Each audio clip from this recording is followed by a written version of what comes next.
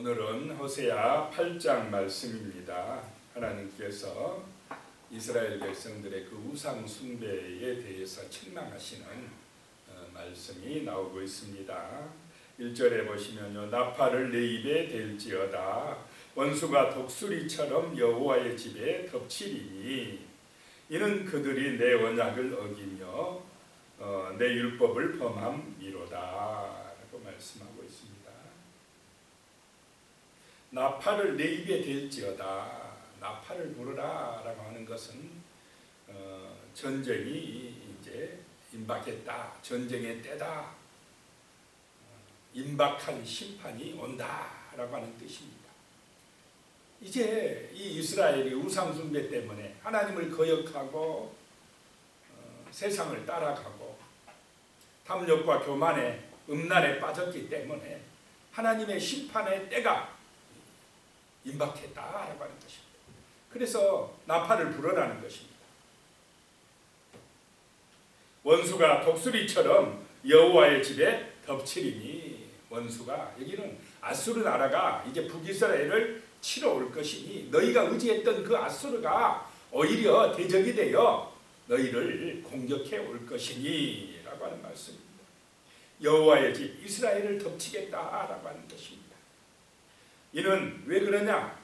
그들이 내 언약을 어기며 내 율법을 범함이로다 라고 말씀합니다.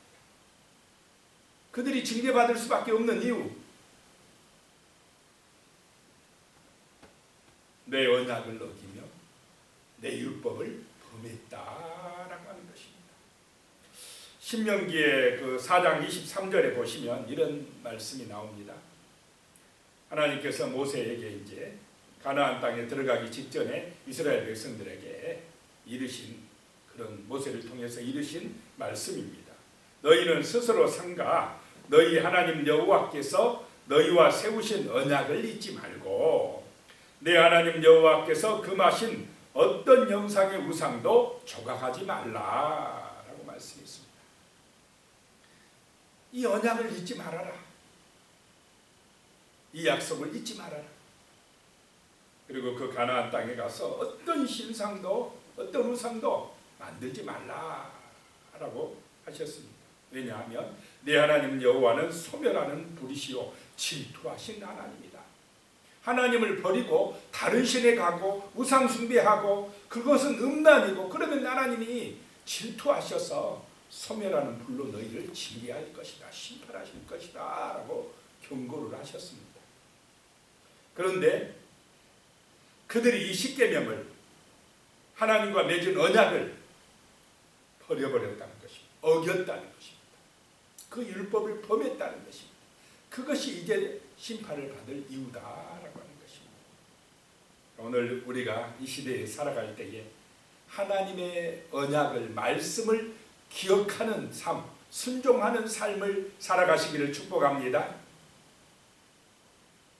예수님이 내 마음속에 계시게 하는 삶이 뭐냐 하면, 예수님이 눈에 보입니까? 지금 하나님이 보입니까? 안 보이는데 하나님을 내 마음속에 모시고 기억하는 삶이 되려면 하나님의 뭘 내 마음속에 두고 살아가야 됩니까? 말씀을, 언약을.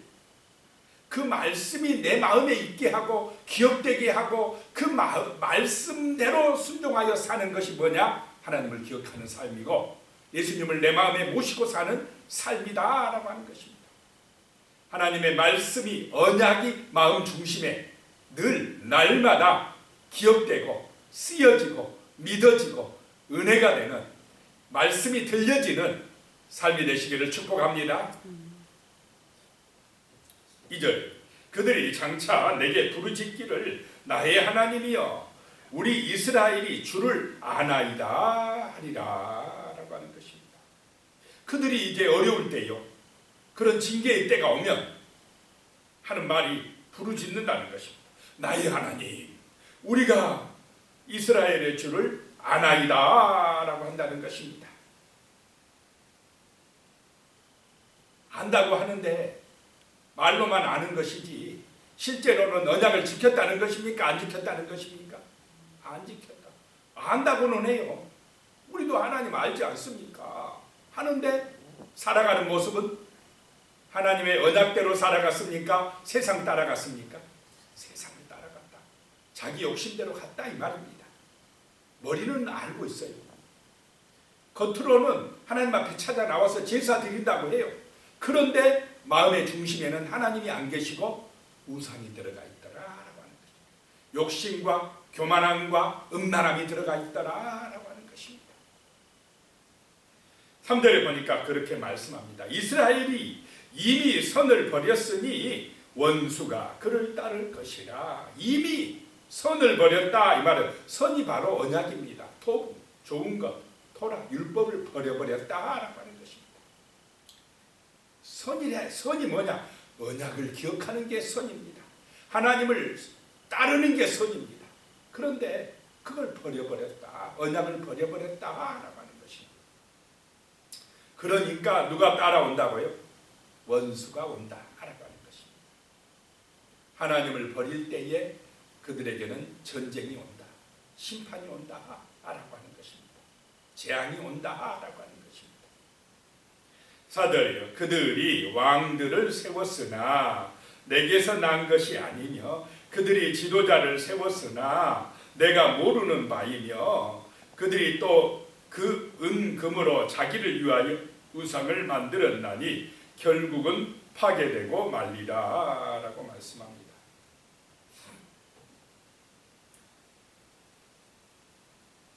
자, 왕들을 세워도 누구 중심으로 세워야 됩니까? 왕, 하나님 중심으로. 하나님이 알아야 돼요.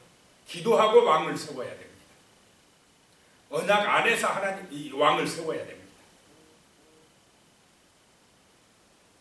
지도자들을 뽑을 때도 기도하고 뽑아야 됩니다. 말씀 중심으로 뽑아야 됩니다. 그런데 이 사람들은 언약을 다 버려버렸어요. 지도자들을, 왕들을 뽑을 때 어떻게 뽑느냐? 자기들의 마음대로, 자기들 중심으로 뽑고 세우고. 그래서 왕이 세워졌는데, 지도자들이 세워졌는데 하나님이 나는 모른다라고 하는 것이, 나는 모르는 바다. 하나님하고는 관련이 없다. 하나님하고 상관없는 사람들이 지도자로 세워지고, 그런 하나님 앞에 예배를 안 드리고 하나님을 기억하지 않는 사람들이 왕으로 세워졌다. 왕이 되었다라고 하는 것입니다. 그러니 그렇게 세워진 사람들이 주 예수의 영광, 하나님의 영광을 구하겠습니까? 자기 영광만을 구하겠습니까? 자기 영광, 자기 욕심. 그래서 교만해지더라. 성도는 어제 참 묵상을 하는데 그런 마음을 하나님이 다 주시더라고요. 제가 기도할 때도 예수의 영광을 위하여, 일을 할 때도 예수의 영광을 위하여, 무엇을 하든지 먼저 항상 주 예수의 영광을 위하여 해라. 우리가 잘못하면 기도할 때 구하는 것이 하나님의 나라와 하나님의 영광을 구하지 아니하고 자기 어떤 문제만 막 구할 때도 가끔 있습니까? 없습니까? 육신의 문제만, 내 문제만, 내 중심으로, 그런 것이 뜨끔하게 마음에 와닿더라고요. 기도도 예수의 영광이 먼저다.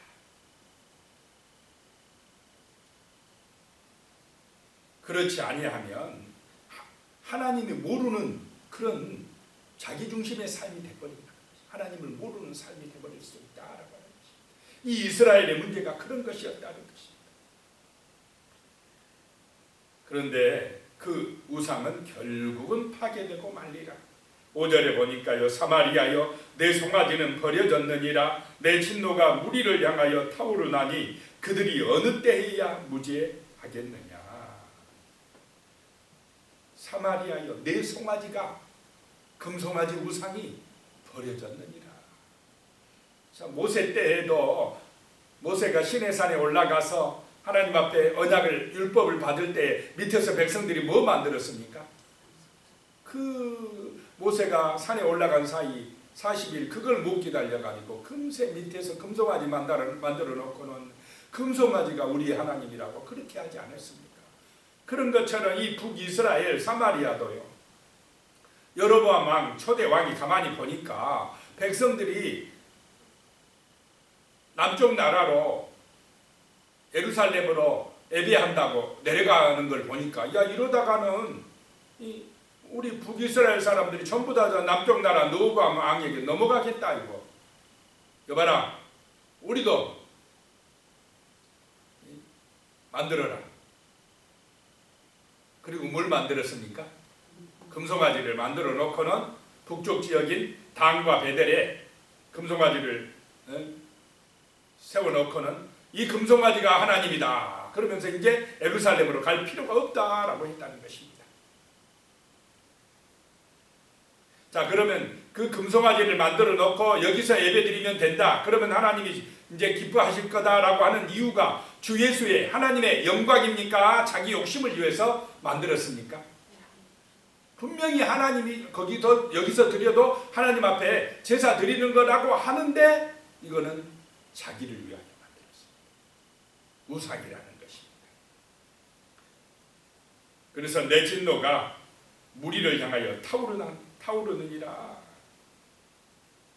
6절에 이것은 이스라엘에게서 나고 장인이 만든 것이라 참신이 아니니 사마리아의 송아지가 산산조각이 나리라. 그 송아지 산산조각 내리라 라고 하는 말씀입니다. 7절에 그들이 바람을 심고 광풍을 거둘 것이라. 심은 것이 줄기가 없으며 이삭은 열매를 맺지 못할 것이요 혹시 맺을지라도 이방 사람이 삼키리라. 그렇게 우상을 따라가는 것, 자기 욕심을 추구하는 것, 많이 얻는 것 같은데 바람을 심는 것 같다. 바람을 심을 수 있습니까? 바람을 가져다가 열심히 심은다고 뭐가 열매가 맺어지겠습니까? 바람을 심었더니 오는 것은 광풍만 왔더라 라고 하는 것입니다. 재앙만 오더라, 심판만 임하더라 라고 하는 것입니다. 하나님 없이 욕심으로 교만함으로 많이 심어서 거둬들인들 그게 남아있겠습니까? 무너지고 재앙으로 임하겠습니까? 그것 때문에 재앙이 온다 이 말이에요. 전쟁이 온다라고 하는 것입니다. 열매 맺지 못한다. 혹시 열매 맺어도 이방 사람들이 와서 다 빼앗아 가버린다라고 하는 것입니다. 다 뺏겨버린다는 것입니다. 8절에요. 이스라엘은 이미 삼켰은즉 이제 여러 나라 가운데 있는 것이 즐겨 쓰지 아니하는 그릇 같도다. 여로보암 지금 2세 때라고 그랬습니다. 가장 번성하던 시절, 북이스라엘이 가장 번성하던 시절. 그러니까 이 사람들이 교만해지고 탐욕에 빠지고 하나님 잊어버리고 범죄하고 그러던 시절. 아 우리 살만하다. 뭐 하나님 없이도 이렇게 뭐 금송아지 숭배하니까 잘 된다. 막 그러고 하던 그 시절에 하나님께서요. 이미 너희들은 삼켜버렸어. 그래서 이때가 여로보암 2세의 말년이 언제냐면 BC 753년경입니다. 이때 하나님 호세아 선지자가 너희는 이미 끝났어. 너희가 지금 잘 됐다고 번성한다고 큰소리 치지만 끝났어. 그리고 한 30년 후에 BC 722년에 아수르에게 끝장나버립니다. 멸망당하고 만나라고 하는 것입니다. 잠깐 30년 갔어요. 30년. 즐겨 쓰지 아니하는 그릇 같도다. 왜 즐겨 쓰지 않겠습니까? 그릇을 더럽고 깨지고 그러니 하나님이 쓰실 수가 없다 이 말입니다. 이스라엘이. 그 다음에 9절에도 그들이 홀로 떨어진 들나귀처럼 아수르로 갔고 에브라임이 값주고 사랑하는 자들을 얻었도다. 홀로 떨어진 들나귀 안전합니까? 홀로 떨어졌어. 나귀가 홀로 간다. 그러면 누구한테 먹힐지 어떻게 합니까? 그런데도 그 홀로 있을 때 위험할 때 힘들 때 어려울 때 하나님을 찾으면 좋을 텐데 하나님을 찾지 않냐고 어디로 갔다 이 말입니까? 아수르로 갔다. 아수르. 하나님은 잊어버리고 아수르에게 힘있는 그 나라의 의지에서 살려고 그리 갔다 이 말입니다. 이스라엘이. 그리고는 에브라임이 값주고 사랑하는 자들을 얻었도다. 값주고 돈 주고 해결한다고 그래요. 은과 금을 주고는 아수르한테 가서 은과 금을 주고 우리 좀 봐줘. 애굽에 가가지고 은과 금을 주고 우리 좀 봐줘. 우리 좀 지켜줘. 그런데 그 나라들이 우상들이 지켜줬습니까? 하나님에게는 찾아오지 아니하고. 자, 하나님의 은혜는 은이나 금이나 이 값주고 얻는 은혜입니까? 커져 주시는 은혜입니까? 하나님의 은혜는 돈 주고 사는 은혜가 아닙니다. 그런데 우상들은, 세상은 돈 주고 사야 됩니까? 안 사야 됩니까? 뭔가 은과 금을 내가 대가를 줘야 돼요. 그래야 나를 구원해줘요. 그런데 하나님의 사랑은, 하나님의 은혜는 내가 은과 금을 돈 주고 은과 금을 주고 사는 것이 아니라 하나님의 사랑을 내가 믿고 받아들이는 것인 줄로 믿으시기 바랍니다. 10절에 그들이 여러 나라에게 값을 주었을지라도 이제 내가 그들을 모으리니 그들은 지도자의 임금이 지어준 짐으로 말미암아 쇠하기 시작하리라. 그들이 값주고 여러 나라에 의지했는데 그 나라 임금들이 지어준 그 무거운 짐 때문에 오히려 망해간다 이 말입니다. 11절에 에브라임은 지혜를 위하여 제단을 많이 만들더니 그 제단이 그에게 범죄하게 하는 것이 되었도다. 제단을 많이 만들어요. 그런데 죄는 더 많이 짓고 있다 이 말입니다. 죄를 많이 지은 사람들이 하나님 내가 이번에 이 제물 바칠 때니까 내 지은 죄 다 용서해 주세요. 또 가서 죄 짓고 또 와서 제물 바치고 그러면 하나님이 받으시겠습니까? 안 받으시겠습니까? 안 받으신다는 것입니다. 12절에 보니까요. 내가 그를 위하여 내 율법을 만가지로 기록하였으나 그들은 이상한 것으로 여기도다. 하나님의 율법을 기록해서 주었으나 이 이스라엘 백성들은 그 율법을 이상한 것으로 여겼다. 순종하지 아니했다는 것입니다. 13절에 그들이 내게 고기를 제물로 드리고 먹을지라도 여호와는 그것을 기뻐하지 아니하고 이제 그들의 죄악을 기억하여 그 죄를 벌하리니 그들은 애굽으로 다시 가리라.